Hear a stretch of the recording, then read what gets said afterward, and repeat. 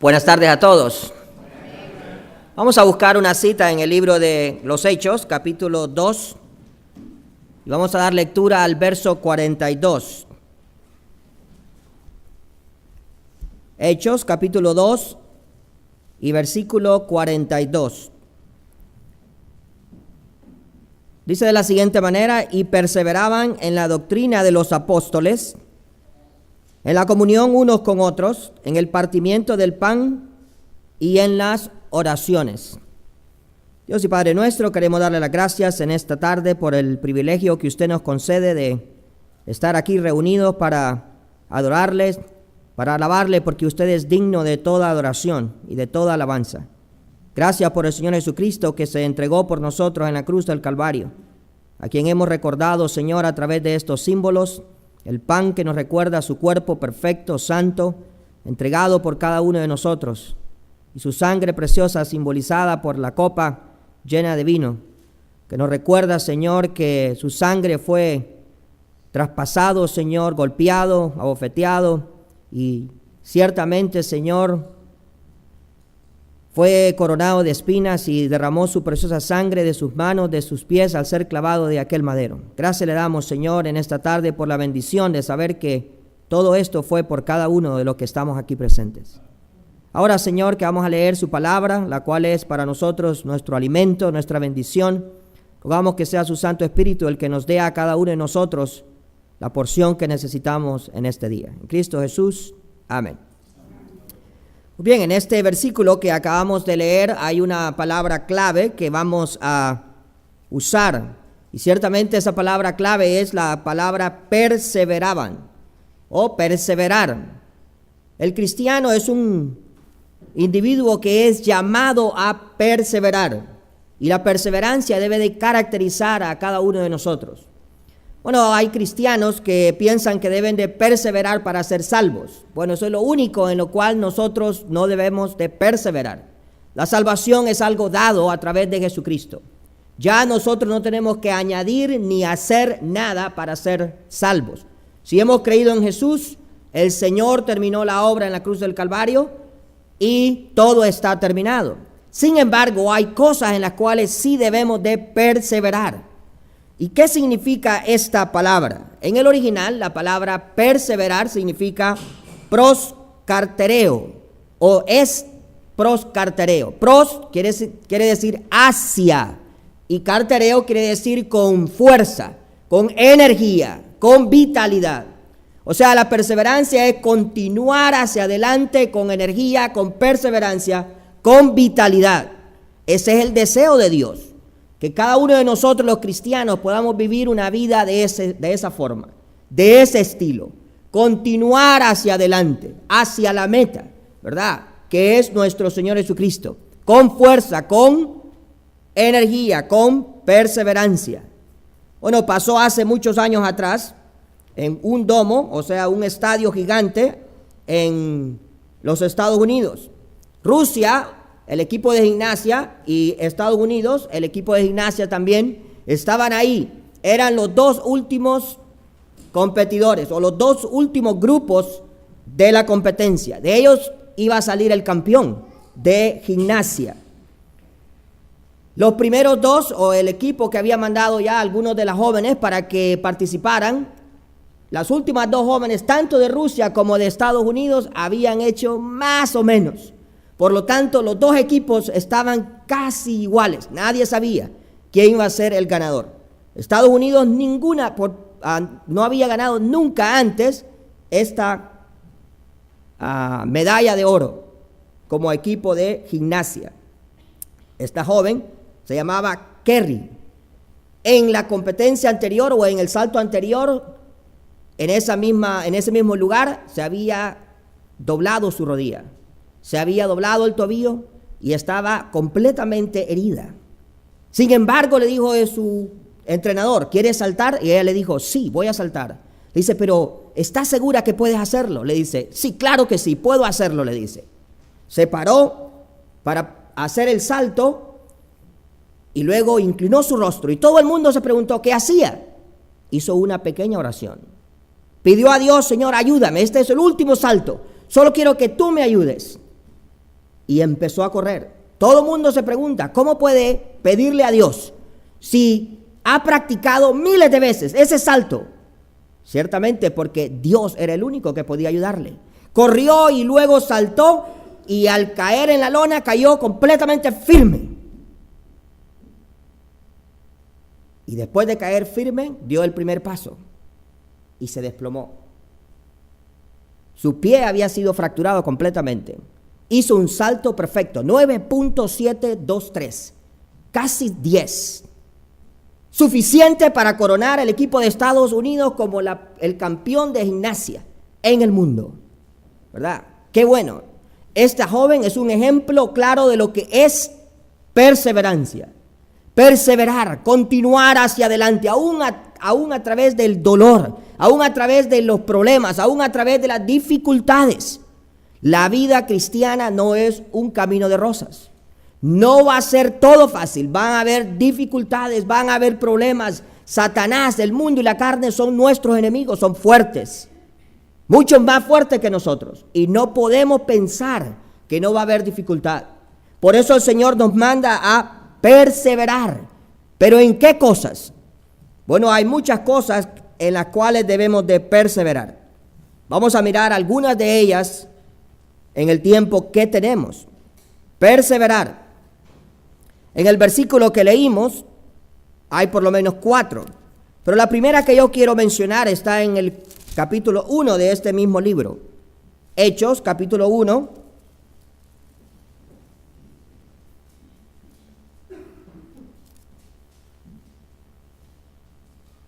Y el verso 8. Dice, pero recibiréis poder cuando haya venido sobre vosotros el Espíritu Santo. Y me seréis testigos en Jerusalén, en toda Judea, en Samaria y hasta lo último de la tierra. Bueno, aquí la primera cosa que el Señor desea en la que nosotros perseveremos es en el mandamiento de testificar. Los primeros discípulos y los primeros que se convirtieron tenían ese mandamiento. Predicar el evangelio a todas las criaturas, en todo lugar. Y el Señor no solamente les dio el mandamiento, también les dio el poder. En este versículo claramente dice, y recibiréis poder. Y en ese día ellos recibieron el Espíritu Santo. Y es el Espíritu Santo el único que nos puede ayudar a perseverar en testificar acerca de Jesús. Yo le pregunto a usted y me pregunto a mí mismo también, ¿cuándo fue la última vez que usted le habló a alguien acerca de Jesús? ¿Cuándo fue la última vez que usted tuvo la oportunidad? Y la pregunta es, ¿la aprovechó?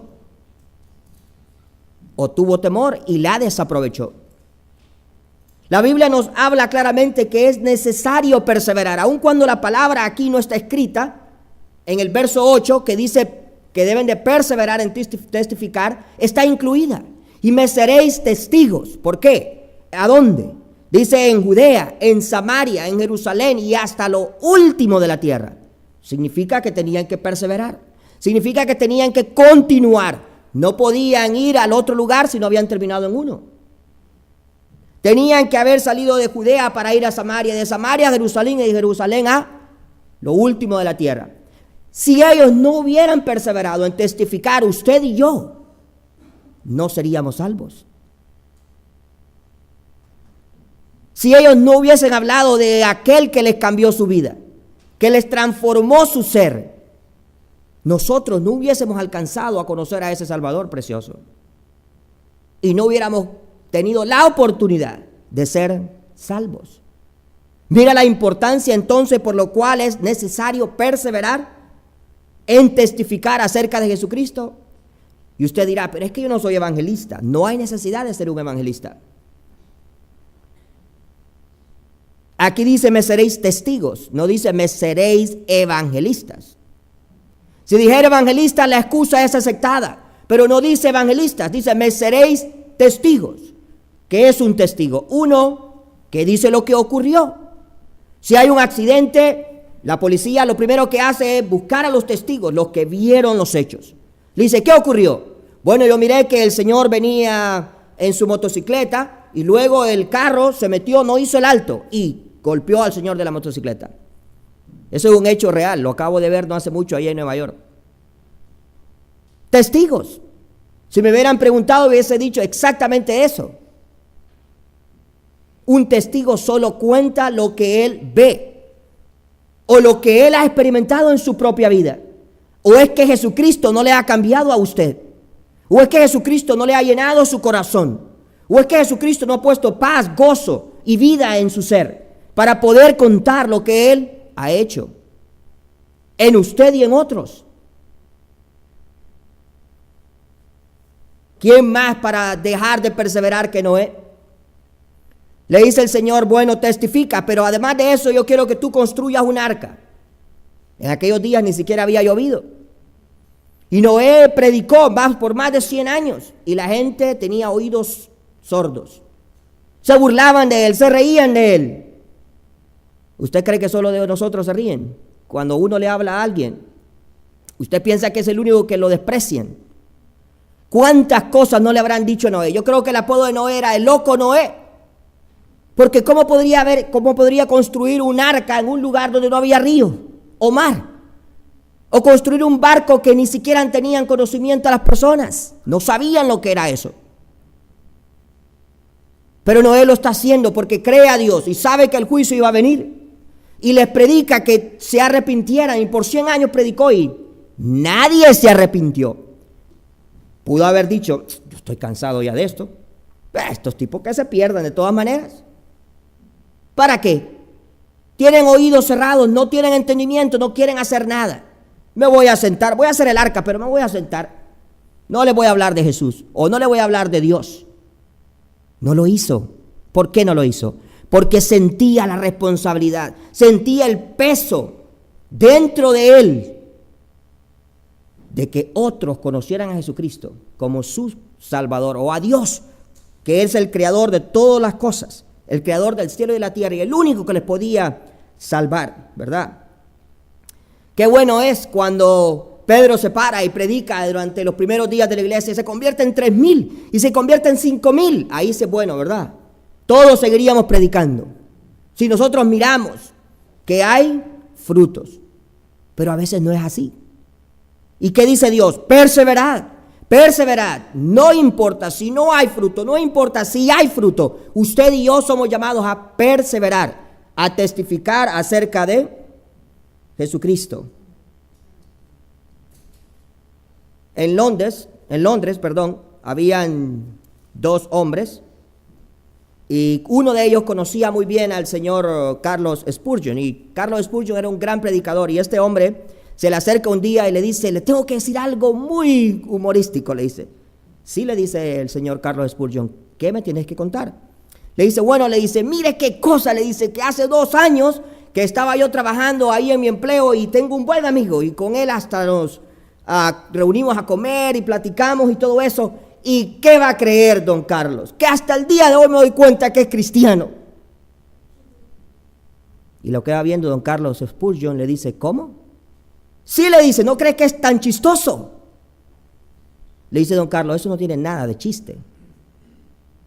Creo que tú y él, porque el otro supuestamente también era cristiano, deberían de hincarse delante de Dios y mirar si verdaderamente son cristianos, porque ¿cómo puede ser que ustedes en 2 años ni siquiera sintieron el poder del Espíritu Santo para que se dijeran que eran creyentes? Lo más probable es que no son nada. Hermanos, si el Espíritu de Dios está en usted, usted va a sentir el deseo. No es que no va a sentir temor, no es que no va a sentir miedo, no es que no va a sentirse mal que lo rechacen o que no le agarren un tratado. Pero si usted nunca ha sentido el deseo, quién sabe, como dijo el señor Carlos Spurgeon, sería mejor que nos postráramos de rodillas para saber si en verdad estamos en Jesucristo. Perseverar, es necesario que perseveremos primeramente en testificar acerca de Jesucristo. Volviendo al verso 42 del capítulo 2, ¿en qué más debemos de perseverar? Dice este versículo 42, dice, perseveraban en la doctrina de los apóstoles. Pero la segunda cosa en la cual debemos de perseverar es la doctrina de los apóstoles. Y es interesante notar que esta palabra doctrina se encuentra mencionada muchas veces en la palabra de Dios, de diferentes formas. Doctrina, enseñar, ¿verdad? Se menciona por lo menos 93 veces en el Nuevo Testamento, 49 veces mencionadas de otras maneras. ¿Por qué razón? Porque la doctrina es de suma importancia. Hoy en día usted puede mirar que hay un movimiento ecuménico, quiere decir todas las religiones adorando a un Dios sobre un mismo techo. Por lo tanto, pueden tener todas ellas diferentes doctrinas. La Biblia no enseña tal cosa. La Biblia no habla de un solo techo, miles de religiones con diferentes doctrinas adorando un solo Dios. No se puede. Por eso aquí claramente dice, perseveraban en la doctrina de los apóstoles. Si no dijera de los apóstoles, quiere decir entonces que podría ser cualquier doctrina. Pero la doctrina de los apóstoles es única. En primer lugar, es la doctrina que el Señor les enseñó. El Señor estuvo con estos hombres durante 3 años y medio, enseñándoles la palabra de Dios, no solamente verbalmente, pero a través de la vida, de una manera práctica, y ellos la vieron. No solamente la experimentaron en sus propias vidas, vieron el poder de la doctrina de Dios en la vida de los demás. ¿Y qué es en verdad esto? La doctrina tiene ciertas características. Vamos a mencionar algunas de ellas. Romanos 6, 17.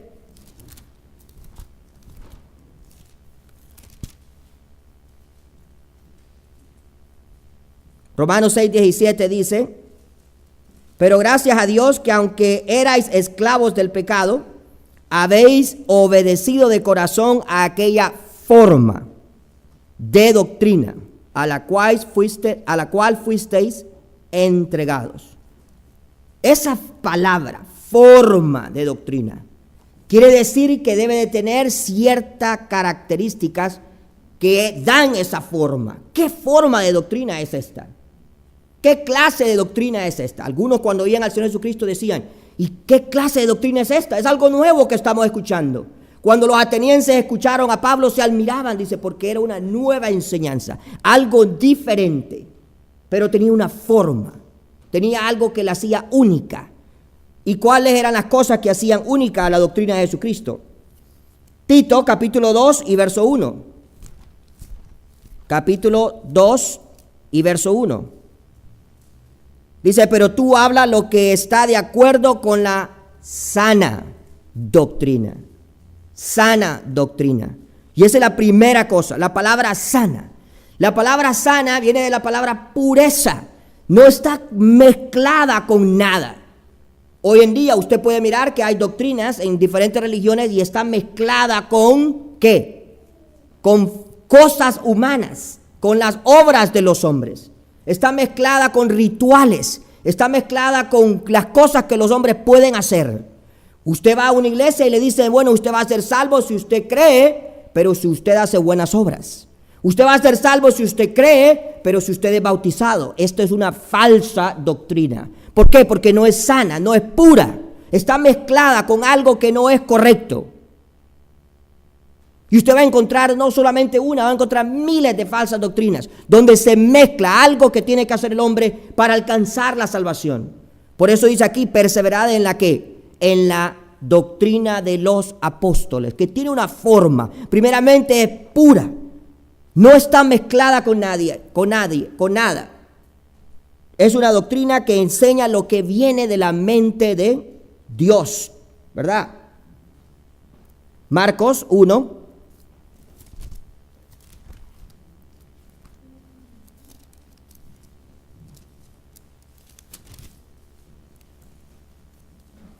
Marcos capítulo 1.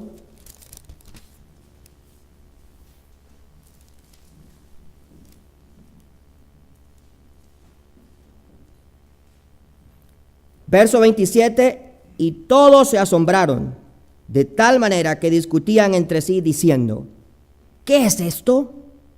¿Qué nueva doctrina es esta que con autoridad manda aún a los espíritus inmundos y le obedecen. La doctrina de Dios, de la doctrina que le enseñó el Señor Jesucristo a los apóstoles, no solamente era pura, pero tenía autoridad. Y esa autoridad venía de Dios, de tal manera que el Señor Jesús podía someter a los demonios, podía clamar al viento o al mar enfurecido y calmarlos. ¿Por qué? Porque Él es Dios manifestado en carne. Él enseñó la doctrina con autoridad. Y cuando usted habla de la palabra de Dios, usted debe de sentirse con esa misma autoridad, porque usted es un hijo de Dios, es una hija de Dios. Se tiene que sentir respaldado de ese Dios todopoderoso, que puede transformar la vida de los demás, como transformó la suya, si Él lo ha hecho.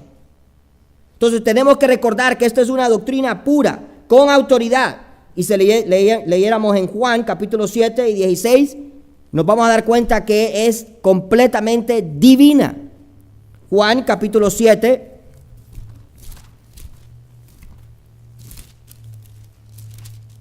y versículo 16.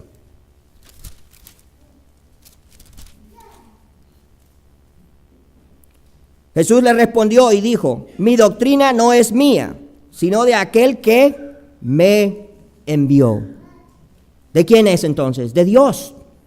Y si es de Dios, es una doctrina divina. Por eso decimos que esta es la palabra de Dios. Es un libro sagrado, es un libro divino, porque procede de la mente de Él. Entonces los cristianos tenemos que perseverar en la doctrina de los apóstoles. La doctrina de Dios, que es pura, que tiene autoridad, que viene de la mente de Él, que es divina. Y obedecerla y practicarla. ¿Para qué? Para que no caigamos en dificultades, ¿verdad? ¿Qué dice la Biblia? Dice que algunos se extraviaron siguiendo cualquier viento de doctrinas. ¿Por qué? Porque no conocían la verdadera. Porque no estudiaban la verdadera. Si usted conoce este libro, no va a ser fácil que nadie lo engañe. Y los engañadores vienen con mitad de verdad y mitad falsedad. Es lo peor. Mezclan la palabra de Dios para engañarlo a usted. Ese es el anzuelo. Por lo tanto, usted y yo tenemos que conocer la doctrina. No hay mucho tiempo para discutir. Hubiésemos discutido algo acerca de lo que es la doctrina en la música. La doctrina en videos. Usted tiene que tener cuidado cuando usted oye música.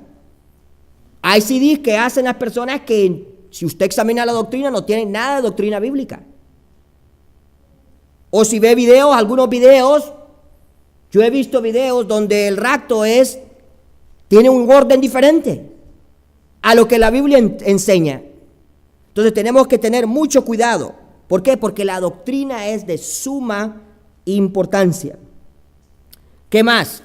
Bueno, debemos de perseverar en testificar en la doctrina. Y si regresamos al libro de los Hechos, capítulo 2 y verso 42,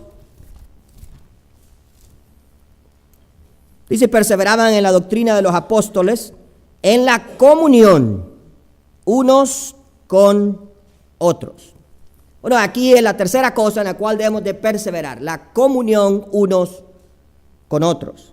La Biblia es clara cuando dice que debemos de perseverar en la comunión unos con otros. En el griego la palabra es koinonía. Significa asociación, comunión o participación unos con otros. Eso es lo que Dios desea. Que ustedes y yo tengamos una participación, una asociación, ¿verdad? Como cristianos, como hermanos, como hermanas, para glorificar el nombre del Señor.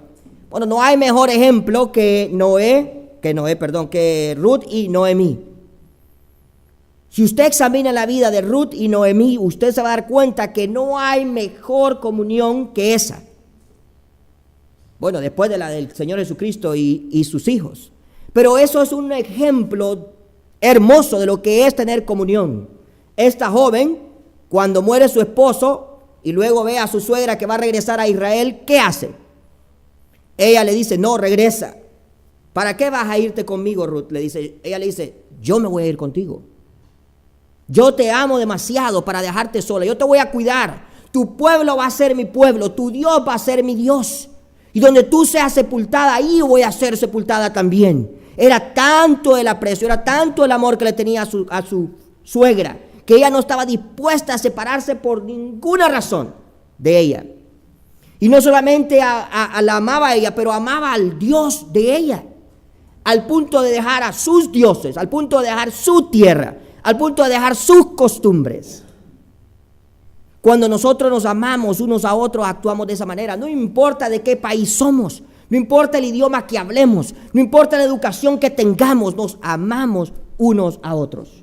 No vemos diferencia entre nosotros, de ninguna forma, ni económica, ni en ningún sentido. Y nos tratamos como iguales delante de Dios. Qué lindo es, ¿verdad? Usted puede ir a otro país. Y si usted viaja a Rusia, o viaja a Alemania, o viaja al Centroamérica, o al Caribe, usted lo puede recibir un hermano que nunca ha conocido. Y usted se siente en casa. ¿Por qué? Por la comunión íntima que tienen los hijos de Dios entre ellos. Entonces Dios nos manda a perseverar en la comunión unos con otros. Pero dice también aquí, en el partimiento del pan.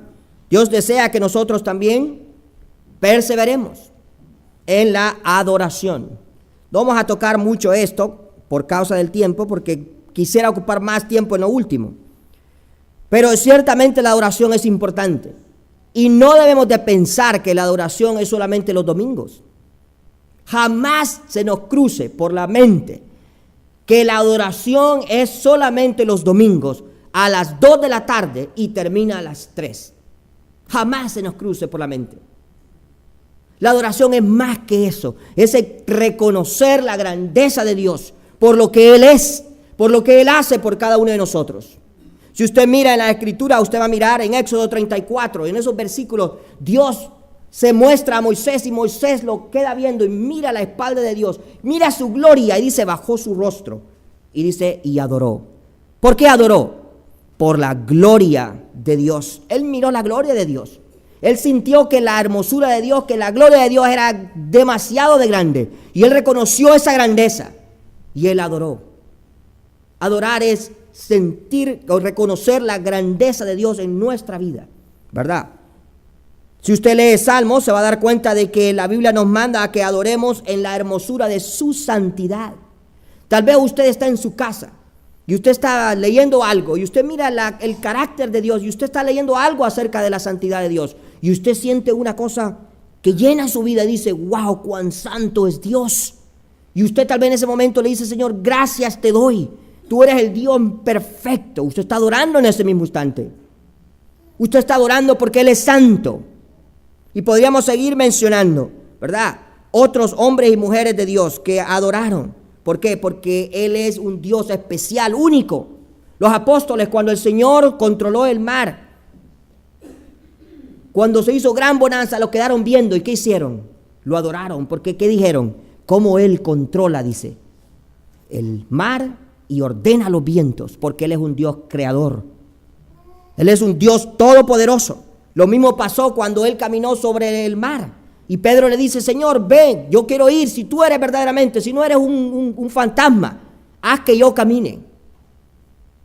Y Él va y camina. Qué increíble, ¿verdad? Violar la ley de la naturaleza.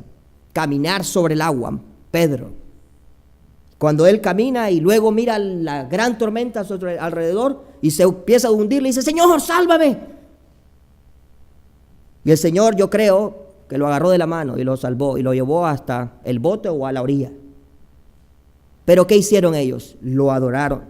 ¿Por qué? Por su poder, por su poder. A Dios hay que adorarlo por lo que Él es. Él es un Dios santo, Él es un Dios glorioso, Él es un Dios todopoderoso. Él es un Dios de bondad, de misericordia, que aun cuando usted y yo no merecíamos nada de misericordia, Él la mostró a través de su Hijo Jesucristo. Nosotros merecíamos en verdad ser condenados al infierno. Merecemos ser condenados. Pero Él mandó a su Hijo, porque es un Dios de gracia y misericordia. Pero ¿qué más? ¿En qué más debemos de perseverar? No solamente en testificar, no solamente en la doctrina, no solamente en la comunión, no solamente en la adoración, pero dice ahí en las oraciones. Y Dios pone gran énfasis aquí en este punto, en las oraciones. este versículo no es el único versículo que dice que debemos de perseverar en la oración. Podemos mostrar muchos versículos. Si usted ha leído toda la Biblia, se va a dar cuenta que la Biblia está llena de versículos que nos mandan a orar. Orar sin cesar. 1 Tesalonicenses 5:17, ¿verdad? Si usted lee atrás en el capítulo 1 de Hechos y en el verso 14 dice, todos estos perseveraban unánimes en oración. Perseveraban unánimes en oración. Y si usted leyese en Colosenses, dice, perseverad en la oración. ¿Cuándo fue la última vez que usted oró verdaderamente delante de Dios? No inclinar la cabeza cuando usted va a dar gracias por los alimentos. Que usted ocupó un tiempo, en verdad, para darle gracias a Dios, para pedirle a Dios, para usar ruegos, acciones de gracias, peticiones, intersecciones por los demás. ¿Cuándo fue la última vez? Cuando miramos la vida del Señor Jesucristo, yo me siento avergonzado, porque el Señor en verdad oraba. Si usted lee en diferentes partes de la Biblia, si usted viese en Lucas capítulo 6 y verso 12, dice ahí que el Señor oró, se apartó a orar y oró toda la noche. ¿Por qué razón oró toda la noche? Y no era un caso aislado. Eso era la costumbre del Señor, orar por largo tiempo. Esa noche se apartó porque al siguiente día Él iba a escoger 12 hombres que iban a transformar el mundo entero, los 12 apóstoles. Y ciertamente escogió a Judas, aunque Judas era el hijo de perdición, pero Él sabía bien, porque aun cuando les habló, ¿qué dice? Yo os elegí, aunque uno de vosotros es diablo. Pero había un propósito. Él oraba cuando iba a tomar las decisiones más grandes en su vida. ¿Ora usted cuando usted va a tomar una decisión importante en su vida? Cuando usted va a escoger la carrera que va a estudiar, cuando usted va a buscar un trabajo en el cual va a sustentar a su familia. ¿Ora usted cuando usted se va a casar? ¿Ora usted cuando va a tener hijos? ¿Ora usted por la educación de esos hijos? ¿Ora usted cuando se va a mudar a otro país? ¿Ora usted cuando usted sabe que va a irse de una iglesia a otra y quiere servir al Señor Jesucristo? ¿Cuántos cristianos se van de un lugar a otro para ser inservibles en el otro lugar? ¿Por qué? Porque se mudan por razones incorrectas. Se mudan por la mejoría económica, por la mejor educación, pero el Señor está a un lado. Podemos hacer el intercambio, pero ¿de qué nos va a servir si no tenemos al Señor? El Señor oraba en todo momento. El Señor sube con los discípulos a orar a la montaña, y cuando está en la montaña dice, espérenme aquí, voy a orar. Y si ustedes leen claramente los evangelios, van a mirar que dice, después de una hora regresó. ¿Y qué encuentra? A Pedro y a los demás, pero llenos de oración. No, eran igual a nosotros. Eran igual a nosotros, débiles, cuerpos débiles. Tal vez en su corazón y en su espíritu, en su mente, ellos querían orar, pero estaban dormidos, se habían quedado dormidos. Tal vez empezaron a orar, todos ellos, buenos hombres de Dios, y se quedaron dormidos. Y dice, ¿no habéis podido velar conmigo una hora? Dice, voy otra vez y voy a orar. Y volvió a ir. ¿Y cuánto volvió a orar? Otra hora por lo menos. Y vuelve otra vez y lo encuentra en la misma situación y vuelve a ir a orar. Y lo hizo 3 veces, dice la Biblia, si no me equivoco. Y luego podemos mirar de que él oró 3 horas seguidas. Los apóstoles no pudieron seguir el ritmo del Señor. Cuando él alimenta a los 5,000, el Señor le dice a los discípulos, váyanse ustedes en la barca. Cuando ellos se van, el Señor se queda orando. Todavía era de día, dice la Biblia. Supongamos que se oscurece a las 6. Y dice, y siguió orando, y siguió orando, y siguió orando. Y cuando dice, llegó a la 4ª vigilia, el Señor se fue y encontró a los discípulos en el mar. ¿Cuánto oró? Supongamos que era antes de que anocheciera, desde las 6 a la 4ª vigilia, si hay 4 vigilias en la noche, de 3 a 6, de 6 a 9, de 9 a 12, de 6 a 9, de 9 a 12, de 12 a 3 y de 3 a 6 de la madrugada. La 4ª vigilia era de entre las 3 a las 6. ¿A qué hora llegó? No sé. Pudo haber sido a las 3:15, pudo haber sido a las 4, pudo haber sido a las 5, pudo haber sido a las 5:50, no sé. Pero estoy seguro que el Señor oró desde las 6 hasta las 12, desde las 12 hasta las 3. 9 largas horas. En el Bronx hacemos una noche, la primera semana del año. Ese viernes nos quedamos desde las 6 o desde las 7 hasta las 6 del siguiente día. Yo les digo que es una cosa ardua. Todo el mundo al final está casi dormido, pero seguimos. ¿Por qué? Porque sabemos que es lo único que puede ayudarnos. Qué bueno que lo pudiésemos hacer siempre, no una vez por año. El Señor lo hacía constantemente, hermanos. Cada uno de nosotros no sabemos el valor de la oración. Porque si supiéramos, oráramos. Perseverad en la oración. Perseverad en la oración. En la oración hay poder. Cambia su vida, cambia la iglesia. Llena la iglesia de almas salvadas. ¿Por qué? Porque pedimos. Y cuando nosotros pedimos, el tren de la voluntad de Dios corre sobre los rieles de las oraciones, suyas y mías. Es la única manera. De otra manera no va a correr. Dios nos ayude en este día a que perseveremos en cada una de estas cosas. Que sigamos adelante, fuertes, con energía, no importando los problemas, no importando las tentaciones, no importando el enemigo fuerte, no importando un mundo que se opone. Continuemos, como dice aquí en estos versículos, y perseveraban, ¿verdad? En la doctrina de los apóstoles, en la comunión unos con otros, en el partimiento del pan y en las oraciones, y testificando de Jesucristo. Dios y Padre Celestial, gracias le damos en esta tarde por su palabra. Señor, le pedimos perdón porque muchas veces nos rendimos, Señor, dejamos de hacer cosas que son tan importantes para nuestra vida, Señor, para nuestra sobrevivencia en este mundo, para poder glorificar su santo nombre, Señor. Señor, el enemigo es fuerte, rogamos que usted nos ayude a perseverar en cada una de estas cosas, que podamos glorificarle, Señor, viviendo vidas apartadas para su gloria y su honra. En Cristo Jesús se lo pedimos. Amén.